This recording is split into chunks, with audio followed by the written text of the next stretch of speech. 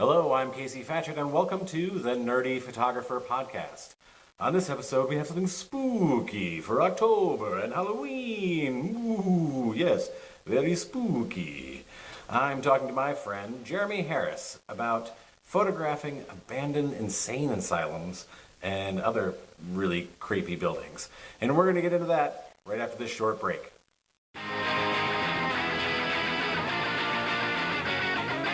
Do you, like me, find yourself spending a lot of time creating graphics for various social media platforms or for your blog? I suggest trying Snappa. Snappa is an online graphics creation software that has hundreds and hundreds of pre-built templates for your graphics. And it's free. That's right, it's absolutely free. Head over to nerdyphotographer.com/recommends/Snappa. That's nerdyphotographer.com/recommends/SNAPPA and try Snappa absolutely free. You'll be glad you did.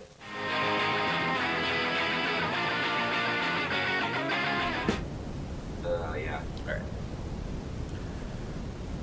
Hello, everyone, and welcome to the Nerdy Photographer Podcast. Today's episode is called One Snuck into the Cuckoo's Nest, and I'm here with Nashville-based photographer Jeremy Harris. Jeremy, you have photographed a lot of pretty crazy locations, and when I say crazy, I don't mean like outlandish or weird. I mean literal insane asylums. Yes. No pun intended. Pun intended.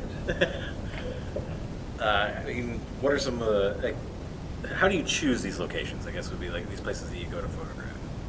Well, when I first got into the project, a lot of it was, a lot of the decisions were made by people who lived on the East Coast. I was living in California, and I just made some friends that said, hey, come to New York, and I did have to prove myself to them before this happened. I didn't have to right away.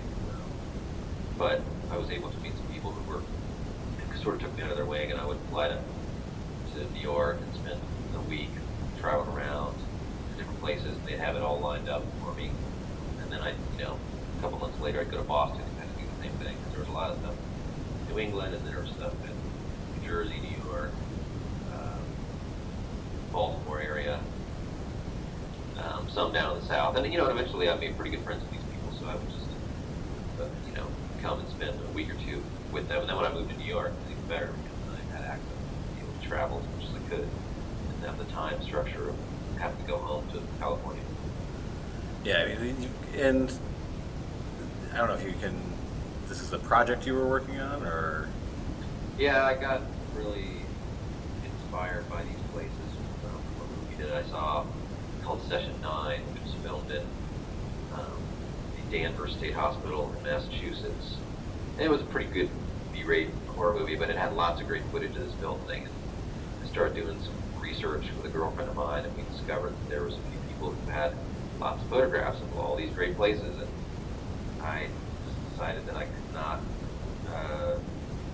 sit by and wait for other people to photograph them, and I really wanted to see them in person. It sort of became an obsession. Yeah, and There was a go ahead, sorry. Well, there was a building in Buffalo.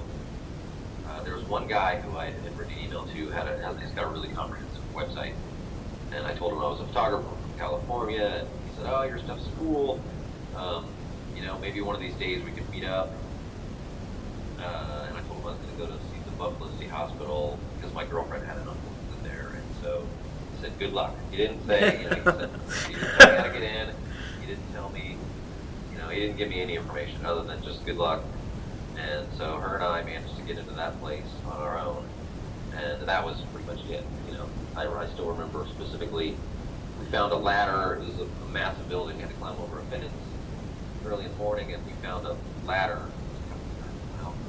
We managed to climb in the one window that didn't have plastic. We'd like, That's over it. at this point, we'd like to say that we don't advocate doing anything that's illegal or dangerous. I don't advocate trespassing or breaking and entering. Nothing illegal or dangerous. We do not advocate that sort of Nothing activity. illegal or dangerous, but But is it dangerous? It is very dangerous. It's a very dangerous hobby, and if you're not careful, you can get hurt. I can go into that a little more in a second, but to finish what I was saying, once I got into this first building, I just fell in love with it, and through that, once I told this guy that I made it into Buffalo, he was like, "Okay, you're legit. You're." You passed the test. I passed the test. He basically toured me around. I saw a bunch of good buildings before they were torn down, and then I met another guy who kind of did the same thing. They lived there, so they had plenty of time to, just go and explore at will, and it made it a little bit easier for me because, I just hang out with these guys who already knew how to get into these places. I mean, I didn't really have to do the research. Yeah, I mean, you've gone to like some locations like multiple times. Is there like a reason you go back to like revisit those spots? Well, these buildings are so huge that oftentimes you're only in there for a certain amount of time, and the light changes, and they're just beautiful buildings. You can't see everything, even in a day sometimes, like walking around in some of these spaces. So to go back more than once, 2, 3 times, 5 times, you just see something different every time. And it's, to be honest, it's just a real pleasure to be inside the buildings. So especially the good old ones that some of them are now gone. It's just something that I really enjoy doing. And especially when you kind of know your way around a little bit more, you can recognize certain areas. You're more familiar, but you're also like exploring new areas. Yeah, exactly. And seeing things different because the light changes right from day to day, and you might have seen something one day that looks way better than the second time around because the light is different. Right, because you're shooting all natural, available light for the most part. Yeah, all available light. So what's the craziest thing you've ever come across in one of these buildings? Well, like crazy, they're filled with all kinds of artifacts, like wheelchairs to examination tables to, random straitjackets and medical equipment. The seclusion rooms were definitely a little intense. Some of the ones I've seen, it was very apparent that some mentally deranged people had spent time in them because of the scrawling on the wall and the dents in the door. It was interesting and sad at the same time. Yeah, I mean it's kind of. I've been in some. We've been in some of the same buildings. I'm not nearly as well traveled in that sense as you are, but I know what you're talking about. It's sort of like, it's like, oh, this is cool, but then you're like, oh man, like some people really were suffering in these buildings. You just have to give them due respect. Yeah. So okay, that makes me want, like, my wife Caroline, and she and I love haunted buildings. Yeah. When you say give them their due respect, is that just out of a sort of a natural respect for what's happened there, or have you ever had any sort of paranormal experience in one of these places? I have never had a paranormal experience. This is not to say that I'm a complete skeptic. I mean, I have friends who I trust who honestly say that they can see ghosts. I have never, or none of my friends have ever seen anything like that in any of these places. You'd expect to if you were going to see a ghost because of their history, but I don't necessarily disbelieve it, but I've never seen anything. Never had any. But at the same time, when I'm in these places, I'm not one to run around being an idiot and stirring things up. Disrespecting the place, yeah, smashing things or just, So I tend to give respect to the people who lived and died in these places because a lot of them did suffer. A lot of people had okay lives, But to be honest, it's like you just have to respect the people who came before you. Yeah. Regardless of what you're, where you are. Right. It doesn't matter if you're in a abandoned building or on the street. Well, some of the places that you've photographed, I know, we're friends on Facebook, and I see you posting like that, like the building burnt down or they just tore it down.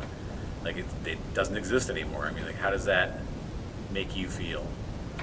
It's heartbreaking. It's really sad. There's a lot of these buildings.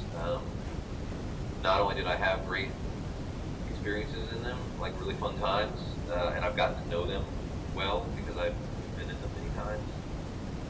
And I think they're beautiful pieces of architecture. They could be reused to do something functional in today's society, but a lot of times they are just completely torn down and nothing is built on the site. So not only is a building that's been around over 100 years, that is, for the most part, structurally sound, it's just a part of history that we're losing, architecturally speaking. Yeah, there's one, I think, like 5 or 10 miles from where we live right now, and Caroline and I drove past it, and it was like, it's just obviously an old mental institution, and kind of falling apart in some places. And, like, her first response was like, how do we get in there? And that place looks awesome, but then like finding out, it's totally locked down, and they're just tearing it down. They're not even going to do anything with it. It's like a sprawling campus. Stuff that What is this? I'll have to find it and like send it to you, because it's like it's very close to our house. And I was just like, man, that really bums me out. And the other one was the smallpox hospital on Roosevelt Island. I always wanted to get in there, and it was like that was like so like you can take pictures from outside the fence because we don't know if the facade is going to fall over. Well, that one was definitely not very structurally sound. No, it was not good, not good. So which one that has fallen down, been torn down, burned down? Which one of those that you have been in do you miss the most? Would you say? Well, there was two that I have very good memories. There was a place called the Taunton State Hospital up in Massachusetts that my friends and I used to go to a lot. It was very difficult to get in there, which made it a lot more fun.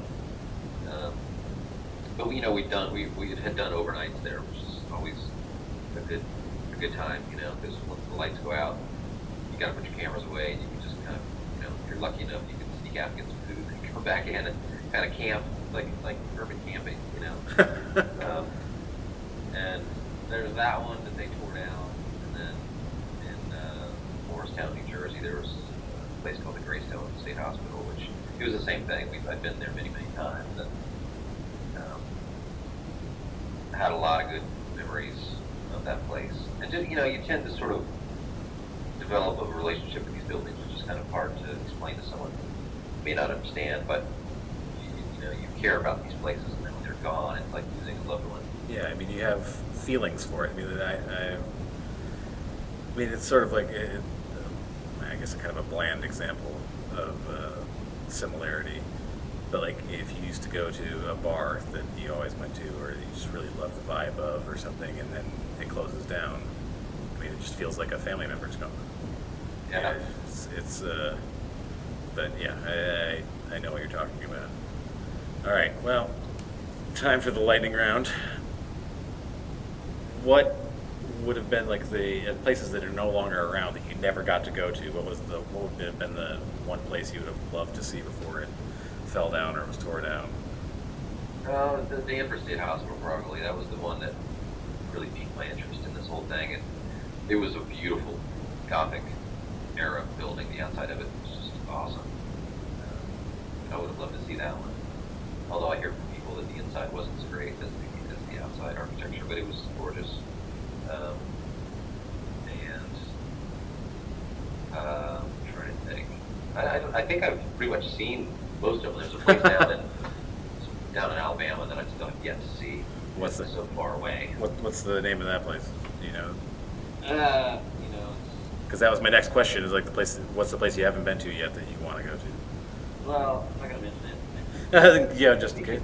Or not that because the thing about these places too is that like you try and keep them secret to the best of your ability, because like if word gets out, then more people start going, and then they just get trampled, and people start stealing stuff, and people break things.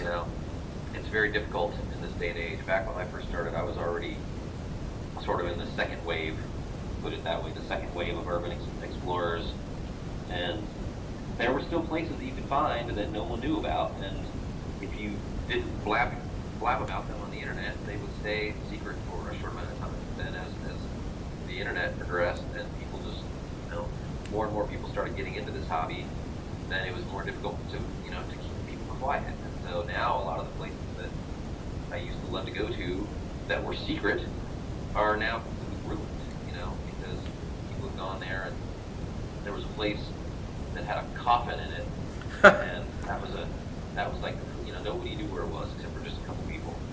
And now you look at pictures, and there, kids taking pictures in the coffin and doing selfies in the place, and, First of all, disrespectful. Let's just put it this way. There's a place way down in Alabama that used to be a asylum for the African American population, which I would like to go see.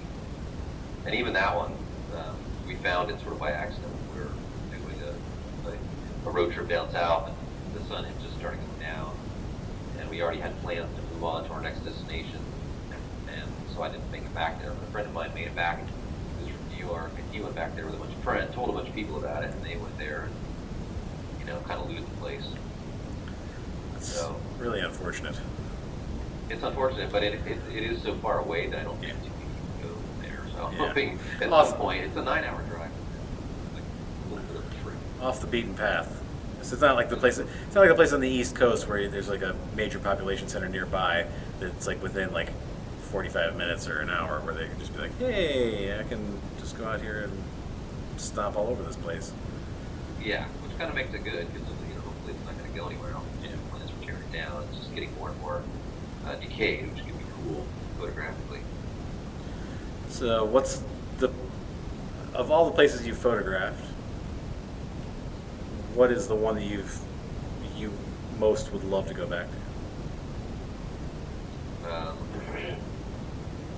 Well, that's still around. It's still around. Yeah.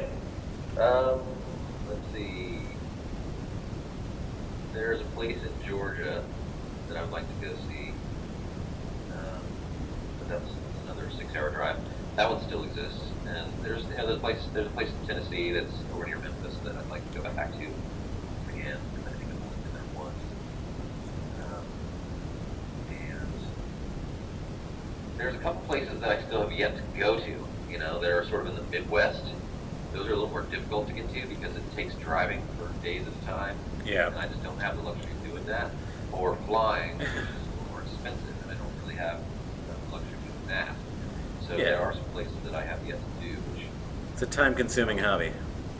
it's a time-consuming hobby, and it's I haven't been able to put any effort towards it because of working with my commercial career, getting that back on track. Once I have some money coming in, then maybe I can put some money towards my personal endeavors. Well, it's a great project, man. I love your photos. I mean, if you feel like sharing some, we can post some on the blog to go along with this episode.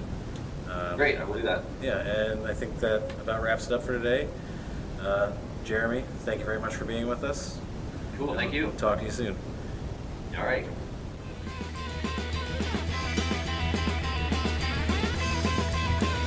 Well, you better start listening, better start listening, better start listening, better start listening, better start listening, better start listening, better start listening, better start listening, better start, better start, better start, better start, you better start, better start, better start, you better start, better start, better start, you better start.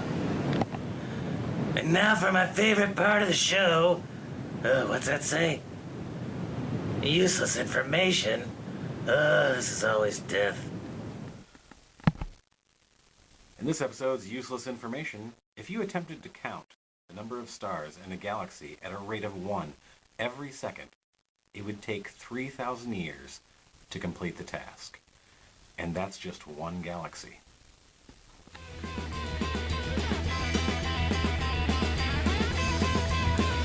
Well, you better start listening, better start listening, better start listening, better start listening, better start listening, better start listening, better start listening, better start listening, better start, better start, better start, better start, you better start, better start, better start, you better start, better start, better start, you better start, better start. I'd like to thank my friend Jeremy Harris for being with us today and for telling us all about crawling around in spooky, creepy buildings. I hope you all have a safe and enjoyable Halloween. And if you're enjoying the Nerdy Photographer podcast, please subscribe on iTunes, Spotify, Google Play, or on YouTube. Check out the Nerdy Photographer. Subscribe, support us, leave comments. Would love to hear what you think, what you want to hear about on future episodes. And also, if you're enjoying this, you can support the Nerdy Photographer podcast on Patreon at patreon.com/nerdyphotographer. When you sign up to be a patron on Patreon, you will get exclusive subscriber-only content. That includes member-only podcast episodes, videos. There's a lot more coming soon. Just need the time to do it. So please, support the Nerdy Photographer podcast. And until next time, talk nerdy to me.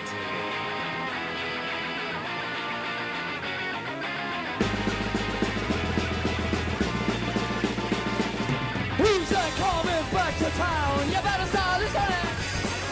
Who's your heart been beating about? You better listen.